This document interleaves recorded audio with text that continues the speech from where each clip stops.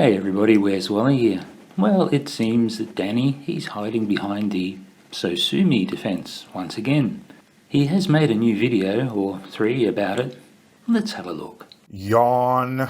So here we are again, the Globe Clowns, insisting that they've proven something. They've proven me wrong. Well, I have, and you have not refuted that fact in 5 days and 4 videos, so can I assume it must be true? They've met my challenge. I owe Wally $1 million. $1 million. Thanks for admitting what we all know, Danny. Mighty decent of you. So now their desperate ploy to not face me in court is to insist that I do it in Australia. A desperate ploy? No, we just wanted to give you something back for that $1 million. At least this way you'll have flights and an accommodation in Australia when you come over here to hand over that $1 million. Excuse me, glorified bus driver Wolfie. For $1 million, you can drive your little bus to Seattle. Danny, why are you talking to Wolfie and not me? No, Wolfie, you know that me getting on a plane to Australia would require me getting a boogie virus jab. Methinks you doth project too much, Danny. Seems you being afraid of an itty-bitty needle is your excuse, not Wolfie's. You know I won't do that. So you are pathetically trying to use that as your out. A rape needle? Danny, here in Australia, we stick the needle in your upper arm. Now, I don't know what kind of doctor you've been going to see, but it definitely sounds a little bit more than sus to me, mate. Not saying I know exactly how everything works. Without you heroes, the globe would really be in trouble, wouldn't it? Hey, Wolfie, on your flight here to sue me because you're gonna prove me wrong, right? Danny, why are you talking to Wolfie and not me? I find it very telling, Danny, that you are happily ignoring me until Wolfie came along and now you're all about him. I think I know why. Danny, there is no need to address me further. My offer of a return trip to Australia, including luxury accommodation, has now been rescinded. Any further communication should be with Wally. He is the one who satisfied your challenge. He is the one you need to pay. But Danny, the most telling part of the exchange over the last few days is what we refer to as Exhibit D. Has anyone else noticed Danny has not mentioned the 2 pilots swearing on the Bible and how that meets his alternate part of the challenge? Remember, Danny, the way you carelessly worded your $1 million challenge was flat earth, $1 million challenge, show the code, or have a pilot testify under oath. Dare ya. Seems like I met that second part twice. Not saying I know exactly how everything works. Oh, in the comments, Danny, and you saw it because you hearted it. Mr. Xavier wondered if Wolfie could get a window seat to watch the flaps adjusting all the time. Now, you didn't correct him, did you, Danny? I showed Wolfie's footage of the autopilot, and it makes not only elevation adjustments, but roll adjustments all by itself. Oh, and the flaps for adjusting for earth curve are on the tailplane, right at the back, so no window seat will show you that. But I tell you what, the best seat for seeing these things is in the cockpit, and not looking out the window, but looking at the autopilot, and it does show you exactly what you asked for, Danny. So how about you go and correct Mr. Xavier? Not saying I know exactly how everything works. How about you prove the equatorial bulge for us?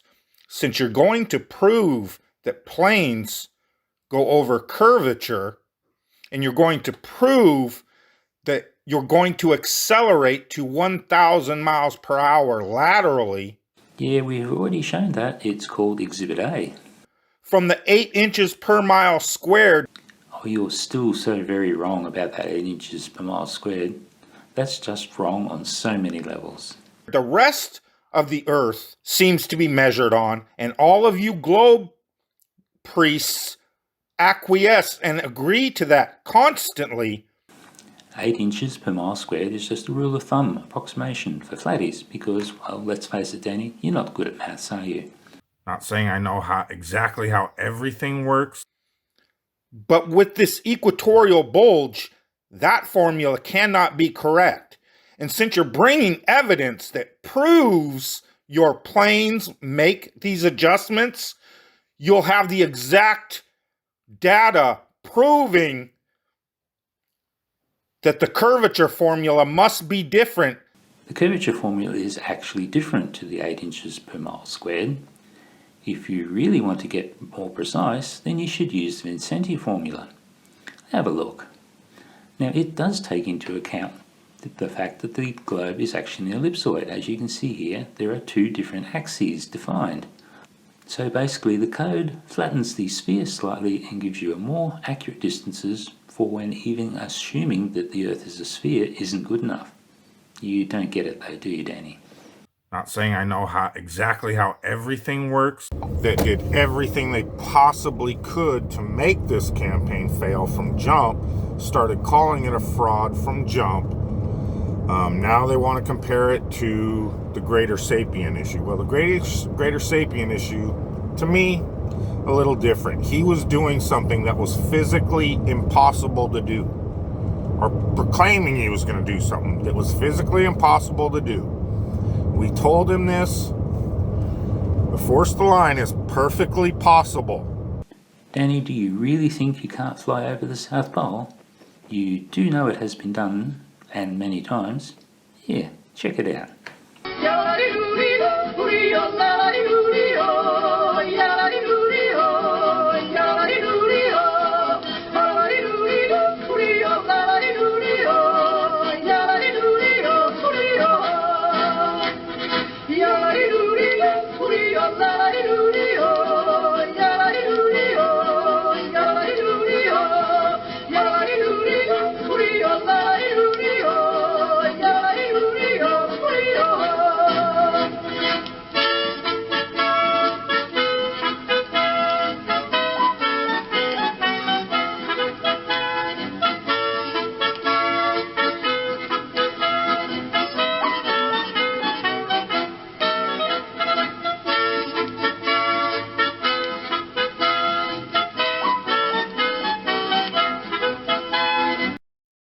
Not saying I know exactly how everything works. Sorry, not going to mention your name. Where's Wally? Because, once again, all you're doing is trying to bring traffic to your shit channel.